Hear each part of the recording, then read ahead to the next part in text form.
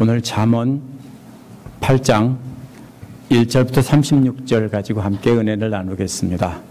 7장에서는 아버지가 전한 하나님의 약속의 말씀을 마음에 간직하고 그 약속이 도망가지 못하게 감시하고 또 하나님의 법을 눈동자처럼 깨끗하게 간직하고 또 손가락에 매서 항상 기억하라고 했습니다. 그 이유는 눈과 코를 자극하는 미끼로 유혹하는 음란한 여인에 빠지지 않게 하기 위해서라고 했습니다. 그 유혹에 넘어가면 벌거벗은 채 창에 찔리고 사자의 먹이가 되는 것과 같이 멸망한다는 것입니다. 그러면 우리가 이게 진짜 여자에 관한 이야기로만 딱 읽으면 그 다음에는 읽어지질 않습니다.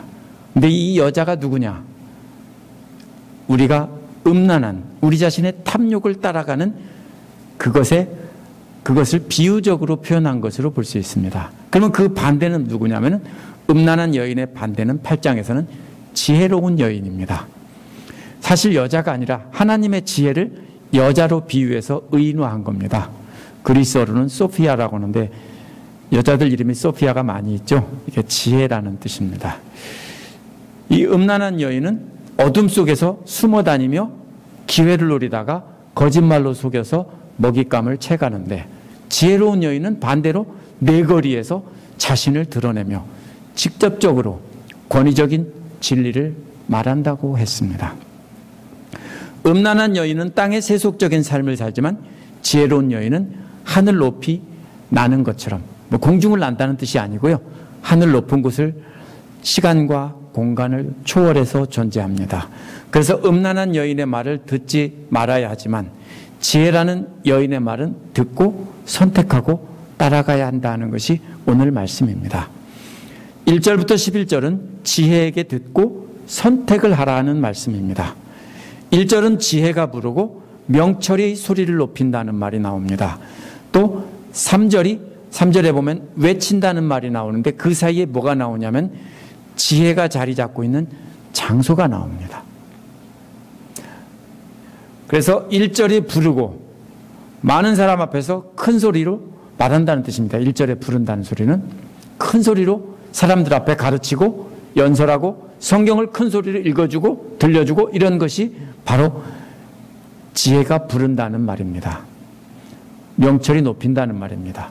근데 성경이 큰 소리로 들려줄 때 이 말을 썼는데 3절에 외친다는 말은 그런 뜻이 아니라 구약에서 하나님의 구원 역사를 이루신 것을 보고 넘치는 기쁨이 있을 때 큰 소리로 기쁨의 찬양을 하고 하는 것이 바로 이 외친다는 말입니다.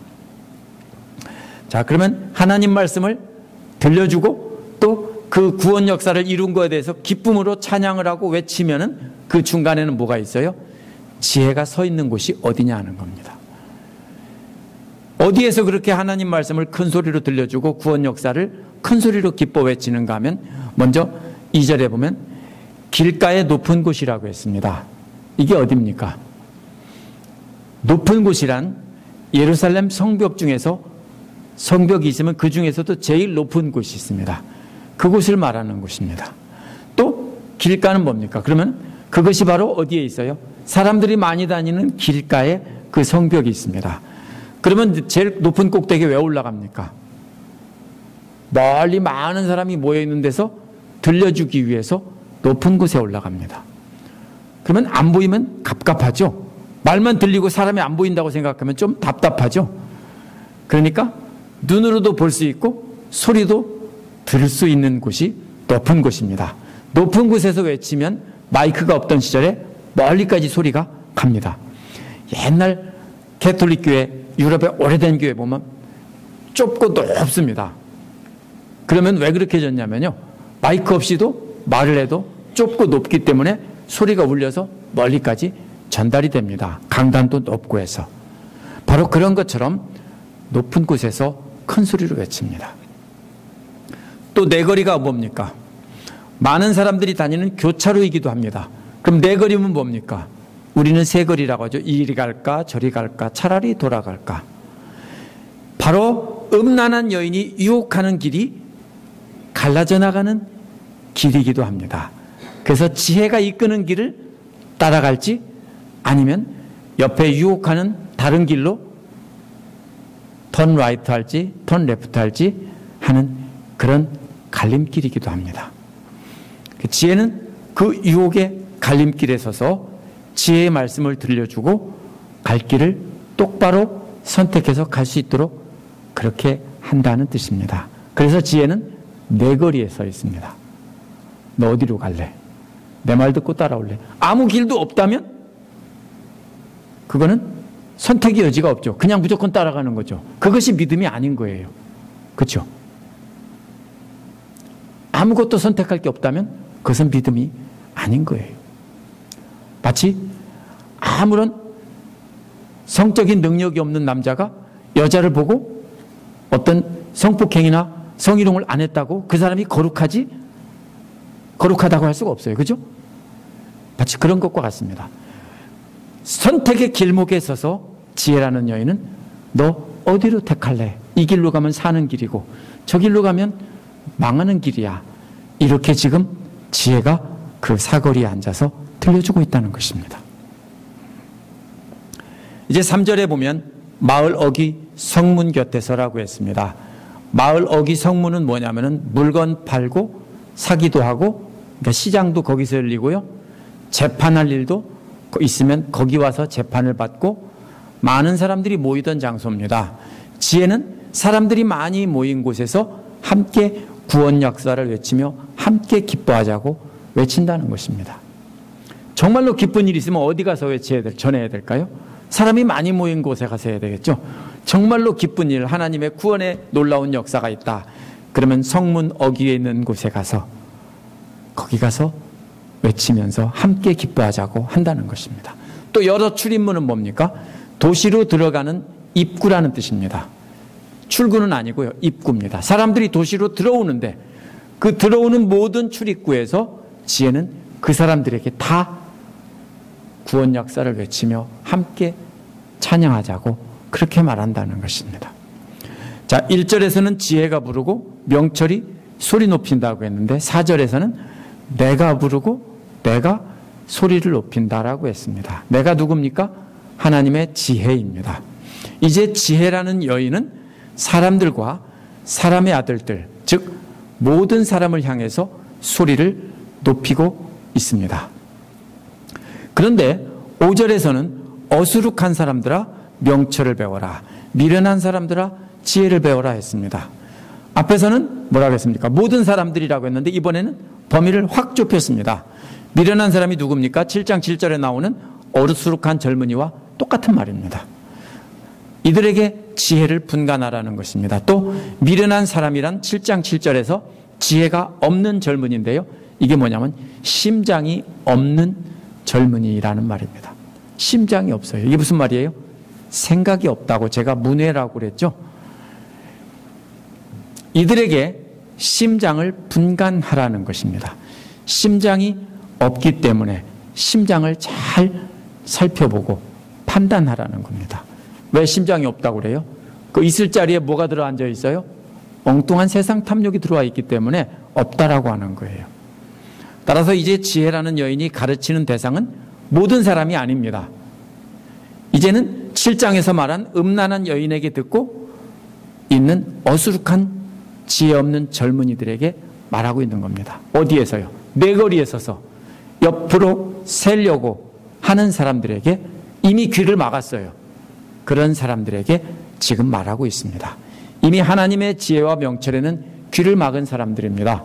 그런데 지혜는 포기하지 않고 저들에게 배우라고 간절히 호소하고 있는 것입니다. 지혜, 자신에게 말을 듣고 배워라. 왜? 마지막 순간에라도 옆으로 새지 않도록 하기 위해서. 그렇죠? 계속 따라오면서 얘기했겠죠? 그런데도 안 들으니까 마지막 갈림길에서 이제 계속 외치는 겁니다. 저리 가면 안 돼. 이리 가면 안 돼. 똑바로 나를 따라와야 돼. 이렇게 말하는 겁니다. 원어의 6절에 보면 들으라는 명령으로 시작하고 10절에서는 선택하라는 말로 끝이 납니다. 왜요? 갈림길이기 때문에 그런 겁니다. 들으라. 내 말을 들으라. 10절에서는 선택하라. 어디로 갈래? 그 안에는 뭐가 나옵니까? 지혜의 입과 입술에서 나오는 말들이 담겨 있습니다. 6절은 들으라는 말에 이어서 왜냐하면이라는 말로 시작합니다. 들으라. 왜냐하면, 왜 들어야 하느냐면 나는 옳은 말만 하고 라고 했습니다. 근데 이것은 무슨 뜻이냐면요, 고귀한 말만 한다는 뜻입니다. 품격 있는 말만 한다, 고상한 말만 한다는 뜻입니다. 무슨 뜻입니까? 음란한 여자가 천박하게 쌍욕하면서 막 껌짝짝 씹고 침 뱉어가면서 이렇게 막 쌍스럽게 쌍말하는 것과 반대되는 말입니다. 나는 어떤 말만 한다?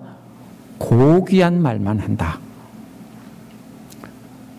저 여자는 천박한 말만 하는데 나는 고귀한 말만 한다. 무슨 말이에요? 내 말을 들으라는 겁니다. 또 내 입술로는 바른 말만 한다는 겁니다. 무엇이 옳은지 공정하게 판단하는 말만 한다는 것입니다. 반대로 저 여자는 뭐만 한다? 거짓말만 한다. 그죠? 거짓말만 한다는 거죠. 7절도 역시 왜냐하면이라는 말로 시작합니다. 왜냐하면 내 입은 진실을 말하며 라고 했습니다. 음란한 여자는 거짓으로 속이는 것과, 음란한 여자가 거짓으로 속이는 것과 반대말이 뭐냐면 나는 진실을 말한다. 항상 그렇게 하면 좋죠. 저 사람은 저렇게 하는데 나는 이렇게 한다. 어떻게 유사품을 구별해요? 명품의 유사품을 구별하는 방법은 차이점을 알려줘야 되죠. 명품은 지퍼가 이렇게 생겼는데 유사품은 지퍼가 이렇게 생겼어. 그죠? 명품 무늬가 이렇게 끝이 완전히 안 맞는데 유사품은 무늬가 조금씩 안 맞아. 뭐 이런 게 있죠. 그죠? 그런 것을 비교하는 것처럼 해야 되는 겁니다. 또 뭐라고 했습니까? 내 입술은 악을 싫어한다고 했습니다. 악이란 1장 11절에서 15절에 나온 탐욕스러운 남자의 행동이고, 또 7장 14절 21절에 나온 음란한 여자의 행동입니다. 그러한 거짓된 말들과 행동들은 하나님 보시기에 가증한 우상숭배같이 혐오한다는 뜻입니다. 7절도 역시 왜냐하면이라는 말로 시작한다고 했죠. 그래서 혐오한다고 했습니다. 8절은 뭐라고 합니까? 지혜가 전하는 말은 다 의로운 것이며 거기에는 비뚤어진 것이나 그릇된 것이 없다라고 했습니다. 비뚤어졌다는 말은 꼬였다는 뜻입니다. 그러면 비비 꼬였다면 뭐라고 그래요? 속임수를 뜻하는 거예요. 그죠? 속임수.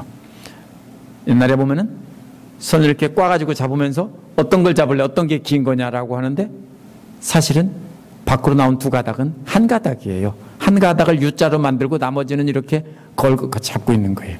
탁 잡아당기면은 긴 것이 툭 튀어나오는 거예요. 야바이꾼들. 이게 뭐예요? 꼬는 거예요. 꽈서 뭐예요? 속이는 거예요.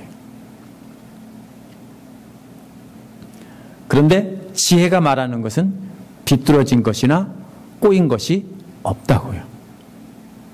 왜곡된 것이 없다는 뜻입니다. 하나님의 말씀에 담긴 지혜는 왜곡된 게 없어요. 속임수가 없어요.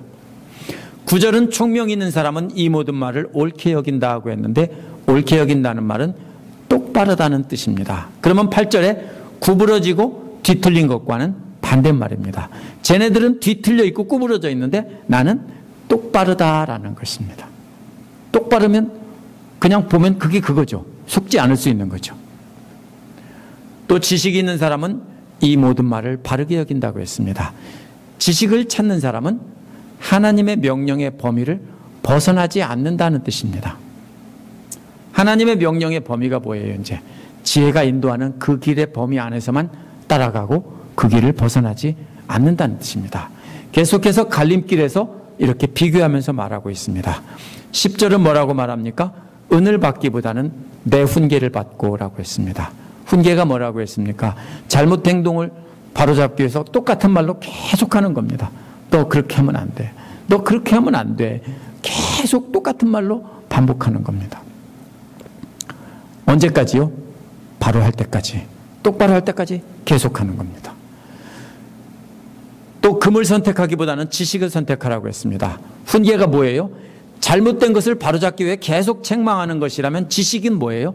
반대로 어떻게 해야 옳은지 가르쳐주는 게 지식이에요. 어떤 게 더 좋아요? 잘못된 것만 하지 말라고 책망하는 것보다는 이게 잘하는 거라고 가르쳐주는 게 더 귀한 거죠. 그래서 뭐라고 했어요?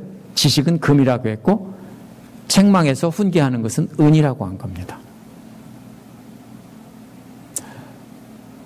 잘못을 책망받는 것은 은보다 낫고 어떻게 해야 바른 것인지 알고 행하는 지식은 금보다 낫다는 겁니다. 그래서 금에 비유하고 은에 비유했습니다. 11절은 왜냐하면이라는 말로 이어집니다. 왜 그렇게 해야 하는가 하면 지혜는 진주보다 더 낫고 어떤 것과도 비교할 수 없을 만큼 좋다는 겁니다. 금보다 더 좋은 게 진주예요. 값진 진주예요. 크기에 비해서 좋다는 거예요. 그죠? 금덩어리 요만한 것보다는 진주 그만한 것이 훨씬 더 비싸죠? 금덩어리 요만한 것보다는 진주 요만한 게 훨씬 비싸죠? 맞죠? 그래서 여기서는 훨씬 더 값지다는 거예요. 금보다 낫고 은보다 낫고 금보다 낫고 그 다음에 뭐예요? 진주보다 더 비교할 수 없을 만큼 좋다. 이렇게 말했습니다. 진주뿐 아니라 어떤 것과도 비교할 수 없을 만큼 좋다. 그래서 네 갈래 길이지만 사실은 세 갈래 길입니다. 지나온 길은 안 갈 테고요. 왼쪽으로 갈래? 오른쪽으로 갈래? 앞으로 똑바로 갈래? 이 네 갈래 길에서 똑바로 지혜를 따라오는 것이 진주보다 좋고 세상 어떤 값진 것보다 더 좋아. 그러니까 따라와. 이렇게 말하고 있습니다. 그런데 많은 사람들은 그렇게 듣고 알면서도 어디로 가요? 자기 욕심이 하고 싶은 길로 따라가죠. 두 번째로 이 12절에서 31절은 지혜의 가르침이 나옵니다. 다시 두 부분으로 나눌 수 있는데요. 12절에서 21절은 역사를 주관하시는 하나님의 지혜를 말하고 있습니다. 12절은 나 지혜는 명철을 주소로 삼는다라고 했는데요. 원래 말은요. 지혜는 명철 위에 머물러 딱 붙어 산다라는 뜻입니다. 그럼 지혜가 사는 곳이 어디예요? 명철이라는 터 위에 터 잡고 산다는 말입니다. 지혜가 뭐예요? 하나님 말씀을 따라 어떻게 살아야 하는지 아는 것이 지혜예요. 명철은 비교해보고 어떤 게 제일 귀하냐, 이것이 명철이에요. 그러면은 우리가 어떻게 살아야 되느냐 하면 어떤 것이 더 귀하냐 비교해보고 구별하는 명철 위에 바로 뭐가 있어요? 지혜가 딱 붙어 있다라는 뜻이에요. 따라서 지혜와 명철은 함께 딱 붙어 있는 거예요. 뗄 수가 없는 거예요. 어떤 것이 어떻게 살아야 되느냐, 그걸 어떻게 알아요? 어떤 것이 더 소중하냐? 이쪽 길로 가는 게 소중하냐? 나 하고 싶은 길이 소중하냐? 아니면 내가 하기 싫어도 이 길을 따라가는 게 소중하냐? 그죠? 오늘 집사님이 그랬어요. 하고 싶은 대로 분을 내는 것이 우리가 하고 싶은 거죠. 그죠? 근데 자꾸 우리는 실수하잖아요.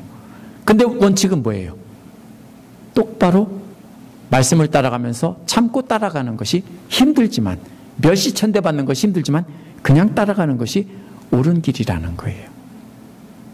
그러니까 그것을 비교하고 똑바로 따라가라는 거예요. 그렇게 하기 위해서는 뭐예요? 지혜와 명철이 딱 붙어 있어야 돼요. 어떤 게 소중한지 알아야 되니까. 이 두 가지가 분리되면 안 돼요. 지혜와 명철은 분리되면 안 돼요. 그렇게 지혜와 명철이 함께 살면서 또 뭘 갖고 있습니까? 지식과 분별력을 덤으로 갖고 있다고 했습니다. 이는 무슨 뜻이냐면요. 그렇게 지혜와 명철이 늘 함께 살면서 지식과 분별력을 가지고 있다고 했는데 이것은 가지려고 계속 찾는다는 뜻입니다. 뭘 찾아요? 지식과 분별력을 계속 찾는다는 거예요. 분별력이 뭐예요? 계획을 세우는 능력이에요. 지혜와 명철이 있으려면 하나님의 말씀을 아는 지식이 있어야 되고요. 또 뭐가 있어야 돼요? 지식을 따라 앞으로 어떻게 살아야 될지 계획이 있어야 되는 거예요. 목적이 있고. 그게 있어야 되기 때문에 역시 분별력도 있어야 되고 지식도 있어야 되는 거예요. 지혜와 명철과 또 지식과 분별력. 이것이 있어서 우리가 긴 인생을 앞에 두고 살아가는 거예요. 우리가 세상 삶에서 돈은 소셜 시큐리티도 놓고 연금도 놓고 또 보험도 놓고 이렇게 살면서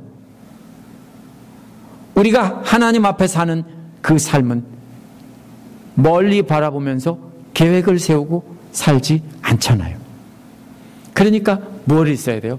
분별력을 가지고 계획을 세우고 살아가야 한다는 겁니다.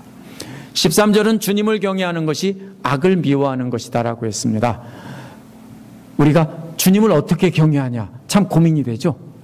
근데 딱 답을 말했어요. 악을 미워하는 거다.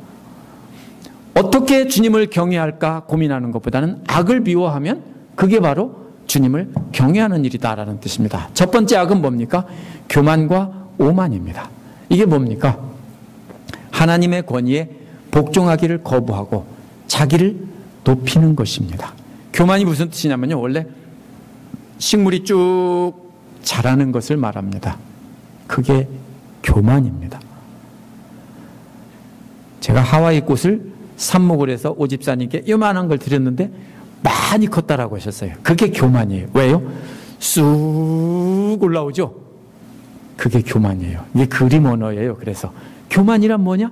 내 마음속에서 쑥 올라와서 커지는 게 교만이에요. 또 교만이 뭐냐면요.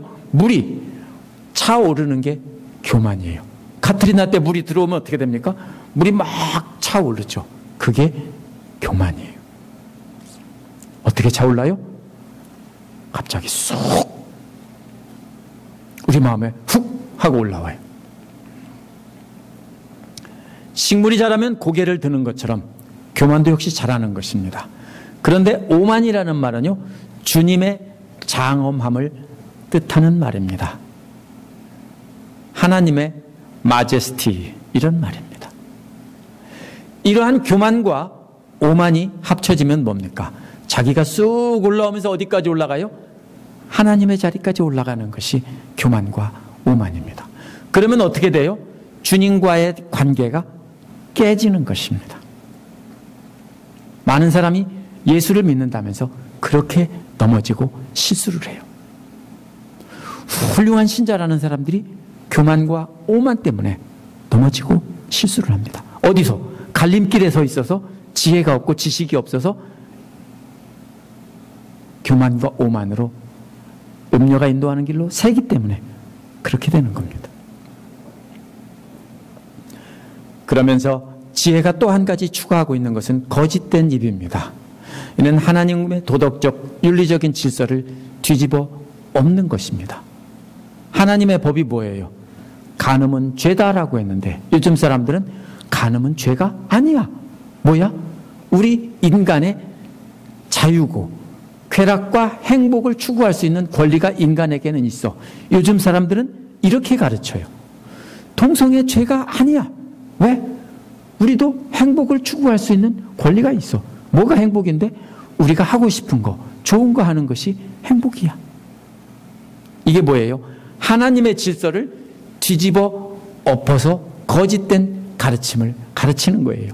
7장에서 나오는 음녀가 우리 함께 즐기자라고 유혹하는 것이 바로 뭐예요? 그게 하나님의 질서를 뒤집어 엎는 거짓된 입이에요. 이제 14절은 지혜라는 여인이 자신을 사랑하는 이에게 무엇을 주는지를 말하고 있습니다. 니들이 나를 사랑하면 내가 뭘 주는지 알아? 뭡니까? 사랑하는 여인이 사랑하는 남자에게 나를 진심으로 사랑하면 내가 이런 것도 주고 이런 것도 주고 다 주지. 이런 것과 같습니다. 지략과 건전한 지혜는 본래 왕에게 정치적인 군사적인 조언을 해주는 제갈공명과 같은 역할을 말합니다. 모사라고 하죠. 그런 사람입니다. 명철은 자신을 사랑하는 이들에게 지략과 건전한 지혜를 나누어 줄 수 있도록 생각하는 것입니다. 능력이란 뭡니까? 그 생각한 것을 행동으로 옮길 수 있는 용사와 같은 힘입니다. 그래서 지략도 주고 그것을 뭡니까? 생각할 수 있도록 해주고 또 생각한 것을 행동으로 옮길 수 있게 해준다는 겁니다. 그게 지혜라는 여인이 명철과 함께 우리에게 주는 것입니다. 15절 16절은 똑같이 내 도움으로라는 말로 시작해요. 이러한 지혜가 전해준 지략과 지혜로 세상을 다스린 사람들을 말하고 있습니다. 그래서 내 도움으로, 지혜의 도움으로 왕들이 계속 다스려 왔다는 겁니다. 원어는 왕들이 계속 왕노릇했다는 뜻입니다. 그런데 16절은 앞부분은 또 내 도움으로 지도자들은 바르게 다스린다라고 했는데, 원어는 역시 지도자들은 계속 지도자 노릇을 했다라는 뜻입니다. 둘 다 같은 말로 되어 있는데요. 역시 이런 겁니다. 두꺼비는 두껍다, 넓이는 넓다, 이렇게처럼 되어 있어요, 원어가. 그래서 왕들은 왕 노릇한다, 지도자들은 지도자 노릇한다, 이런 똑같은 말로 되어 있습니다. 이거 뭡니까? 요즘 말하는 제가 잘 아는 아재 개그인데, 아재 개그는 성경에서부터 아주 많이 쓰입니다. 고대인들이 기억하기 위해서 이렇게 말하고 있습니다. 15절 16절은 앞부분은 모두 다 나라를 다스리는 왕 같은 사람을 말하는 겁니다. 지도자나 왕이나 똑같이 다스리는 사람입니다. 그리고 뒷부분에 나오는 15절 뒷부분과 16절 뒷부분에 나오는 고관들은 올바른 법령을 다스린다고, 16절 뒷부분의 고관들은 공의로 재판하는 자들이라고 똑같은 말처럼 되어 있는데, 원어는 15절의 고관과 16절의 고관이 다른 말이에요. 그러나 어차피 비슷한 말이에요. 왕의 명령을 받아서 법령을 행하고 그런 것을 행동에 옮기는 사람들을 뜻하는 것입니다. 그래서 15절 앞부분과 16절 앞부분은 왕들이 계속 지혜의 도움으로 다스렸다면, 또 뒷부분에서는 또 역시 고관들도 계속해서 이 도움으로 계속 다스려 왔다라는 것입니다. 결국 뭡니까? 세상 역사를 주관해서 왕과 모든 고관들을 다 다스려 오고 그들을 움직여 온 게 바로 누구냐? 바로 하나님의 지혜다라는 것입니다. 그래서 어떻게 했어요? 느부갓네살을 통해서 이스라엘을 이렇게 치고 뭐 이런 거죠. 다 이제 다른 나라 바빌론 왕, 페르시아 왕 이런 사람들을 통해서 치고, 알렉산더를 통해서 또 치고, 또 로마의 황제를 통해서 치고, 이렇게 하면서 그 사람들을 통해서 역사를 주관해 오신 분이 누구냐 하면 바로 하나님의 지혜라는 겁니다. 지혜는 역사를 주관했다는 것입니다. 17절에서 21절은 이제 지혜를 사랑하는 사람들에게 지혜가 주는 선물이 나옵니다. 17절도 역시 16절처럼 앞부분은 사랑하는 사람을 사랑한다, 이런 식으로 말하고 있습니다. 지혜를 간절히 찾는 자들은 만나준다고 했습니다. 찾는 자들이 발견한다는 뜻입니다. 만나주는 건 뭐예요?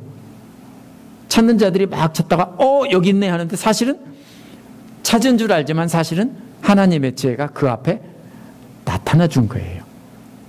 우리가 찾은 줄 알아요. 우리가 하나님을 만난 줄 알아요. 그런데 아니에요. 하나님의 지혜가 우리를 찾아와 줘서 마치 우리가 발견한 것처럼 그렇게 해주신 거예요. 또 18절에 부귀영화도 지혜에게 있고 든든한 재물도 역시, 의도 역시 지혜에게 있다라는 것입니다. 하나님의 지혜는 원하는 자들에게 이런 부귀영화도 재물도 의도 다 줄 수 있다는 겁니다. 부귀와 영화는 한 덩어리예요. 돈이 많으면 그 다음에 뭐예요? 사람들이 존경하고 높여주죠. 영화가 있는 거고요. 든든한 재물과 의도 마찬가지예요. 그렇다면 이 말을 잘못 읽으면 지혜를 사랑하면 부자가 되고 또 존경받고 이런다는 뜻입니까? 절대로 그런 뜻이 아닙니다.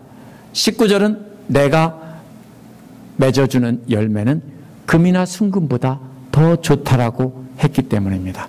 그렇다면 지혜를 사랑하는 사람에게 재물과 명예 같은 것을 나누어 줄 수 있지만, 지혜가 나눠주는, 그래서 맺게 하는 열매는 그런 것보다 훨씬 더 좋은 것이다를 비교하기 위해서 이렇게 말하고 있는 것입니다. 내가 나누어주는 소출은 순은보다 좋다고 했습니다. 따라서 하나님의 지혜를 사랑하면 부와 명예 같은 것을 더 주는 게 아니라 그것보다 훨씬 더 좋은 것을 준다는 뜻입니다. 20절에서 지혜는 의로운 길을 걷고 공의로운 길 한가운데를 걷는다고 했습니다. 의로운 길이란 공정한 재판하는 것을 말하는 것입니다. 공정한 재판을 하게 한다는 것이고, 공의로운 길이라는 것은 공정한 재판을 하다 보면 알쏭달쏭할 때가 있습니다. 그럴 때는 현명한 재판의 기록을 보고 그 말씀을 따라서 한다는 것입니다. 둘 다 재판을 올바르게 한다는 뜻입니다.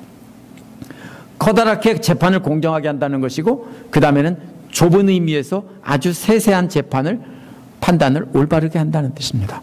따라서 지혜를 사랑하는 사람은 하나님의 공정한 재판과 현명한 재판의 길을 따라 올바로 걷기 때문에 옆길로 새지 않는다는 뜻입니다. 21절은 지혜를 사랑하는 사람에게 재물을 주어서 그의 금고가 가득 차게 해줄 것이라고 했는데, 이 재물이라는 말은 금이나 은을 뜻하는 말이 아니고요, 공정한 재판과 현명한 재판을 내리게 하는 그것을 뜻하는 말입니다. 그래서 이렇게 좋은 것을 주겠다라는 것입니다. 지혜의 가르침의 두 번째 부분은 22절에서 31절입니다. 앞부분에서는 역사를 주관하는 그 지혜가 나왔는데, 이번에는 창세 전부터 존재하면서 온 세상 만물, 천지 만물을 창조할 때 입던 지혜를 말하고 있습니다. 22절은 하나님의 지혜라는 여인은 주님께서 일을 시작했던 그 태초에 이미 주님께서 나를 데리고 계셨다, 이렇게 말했습니다. 지혜는 천지가 창조되기 전부터 하나님과 함께 다녔다는 것입니다. 23절에서 26절은 창세 전에 지혜가 있었다는 것을 설명하고 있습니다. 어떻게 설명합니까? 23절에 보면 영원전 아득한 옛날 땅도 세워지기 전에 나는 이미 세움을 받았다라고 했습니다.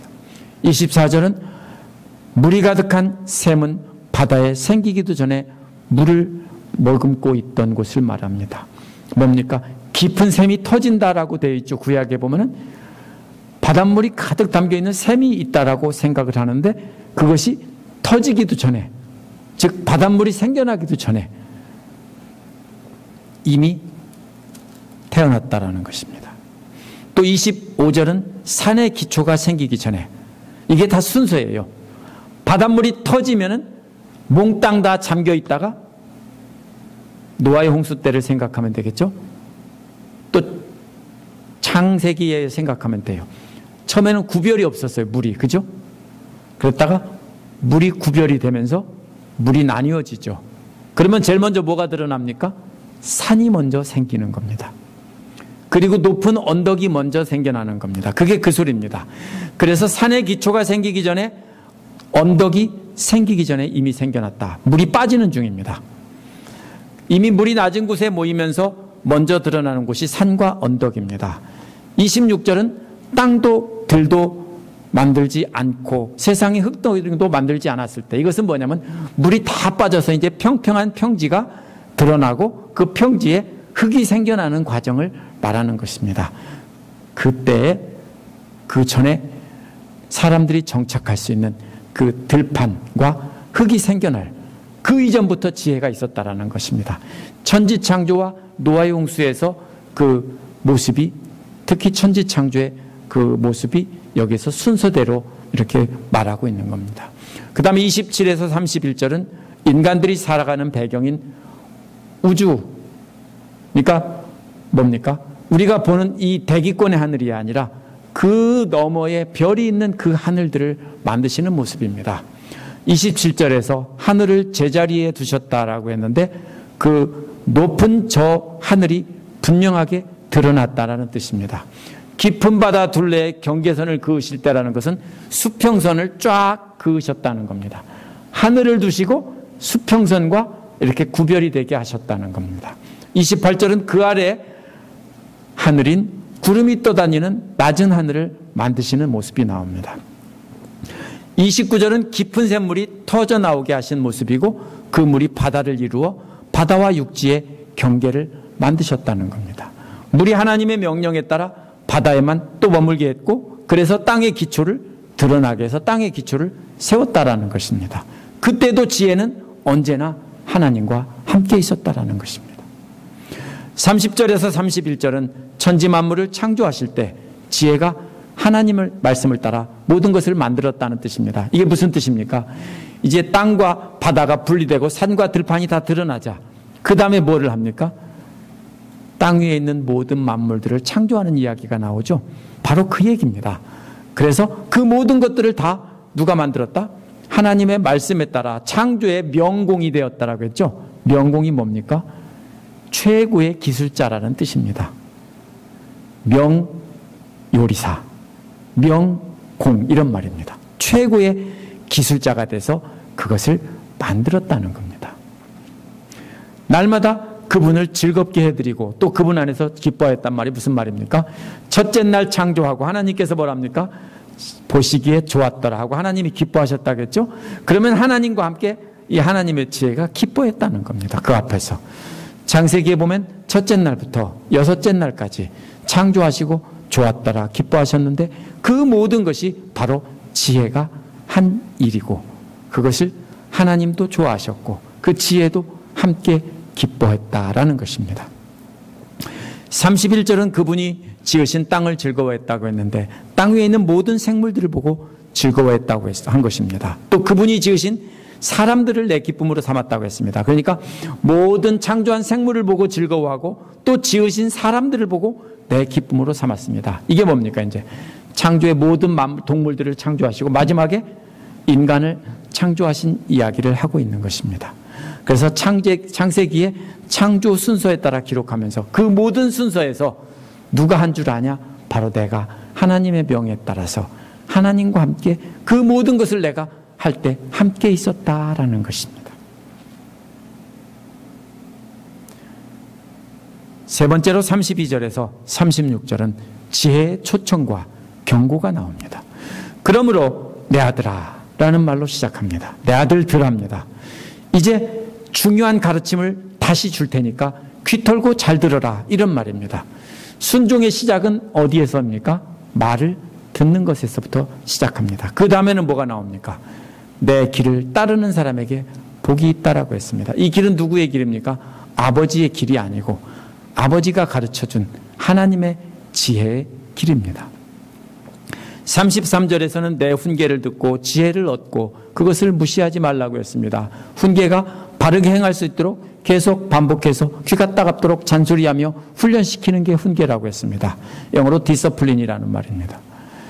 아버지가 하나님의 지혜로 훈계할 때 그것을 잘 들어야 지혜를 얻는 것입니다. 그것을 무시하면 음란한 여자의 속임수에 넘어가 죽게 되는 것입니다. 34절은 날마다 나의 문을 지켜보며 내 문설주 곁을 지키고 서서 내 말을 잘 듣고는 사람이 복이 있다라고 했습니다. 지킬 때 어디를 지켜야 될까요? 길목을 지켜야 돼요. 만약에 지혜가 집 안으로 들어갔다면 어디를 지켜야 되냐면 문을 지켜야 되는 거예요. 바로 뭐예요? 그래서 나의 문을 지키며 내 문설주 곁에 서서 지혜가 드나들 때 그것을 보고 놓치지 않는 거예요. 지혜를 사람처럼 비유했으니까 따라가야 될 거 아니에요. 그럼 지혜가 집 속으로 쏙 들어갔는데 그 지혜가 나오는 때를 기다리려면 반드시 문 앞에서 문설주에 기대고 서서 기다려야 되는 거예요. 한눈 팔다가 휙 나가버린 뒤에 어디로 갔지? 목사님 어디로 갔지? 몰라. 이렇게 하면은 안 되는 거예요. 그래서 놓치지 말고 잘 지켜보라는 겁니다. 아마도 9장에서 나오는 지혜가 잔치에 초대하는 초청을 놓치지 말라는 뜻일 겁니다. 9장에서 잔치에 초대하는 모습이 나옵니다. 지혜를 잘 지켜봤다가 지혜가 초청할 때 즉시 따라 들어가지 않으면 그 잔치 자리에 못 들어가는 겁니다. 예수님은 그래서 혼인잔치에 문이 닫힌다라고 했죠. 그래서 지혜가 얼른 나와서 얘들아 잔치가 벌어진다 나 따라 들어와라 하고 할 때 얼른 따라서 들어가지 않으면 문 닫혀버리면 못 들어간다는 거예요. 말을 듣고 지혜가 앞으로 가면 그리 가고 집으로 들어가면 도로 따라 들어가고 이렇게 지혜만 잘 지켜봐라 하는 것입니다. 그래서 35절은 지혜의 말을 듣는 사람이 복 있는 이유를 설명했습니다. 그 이유는 지혜를 얻는 사람은 주님으로부터 은총을 얻는다라고 했습니다. 하나님의 지혜의 말을 듣고 그 초청을 듣고 지혜를 따라 들어가는 사람은 하나님으로부터 큰 은총을 받는다는 것입니다. 그러나 36절은 지혜를 놓치는 사람은 자기의 생명을 해치는 사람이라고 했고, 지혜가 초청할 때 얼른 들어가지 못하는 사람은, 지혜를 따라가지 못하는 사람은 따라갈 사람을 놓치기 때문에 그 다음에 길을 잃고 방황하다가 음란한 여자가 이리로 와 이리로 와 여기가 길이야 하면 따라가서 망하고 죽는다는 것입니다. 지금 뭐라고 말하고 있습니까? 절대로 놓치지 말고 잘 지켜보고 따라가야 한다라는 것입니다. 자, 오늘 말씀이 끝났습니다. 하나님의 지혜는 음녀의 말을 들으며 지혜의 말에는 귀를 막은 사람들에게조차도 계속 친절하게 진실을 들려준다라고 했습니다.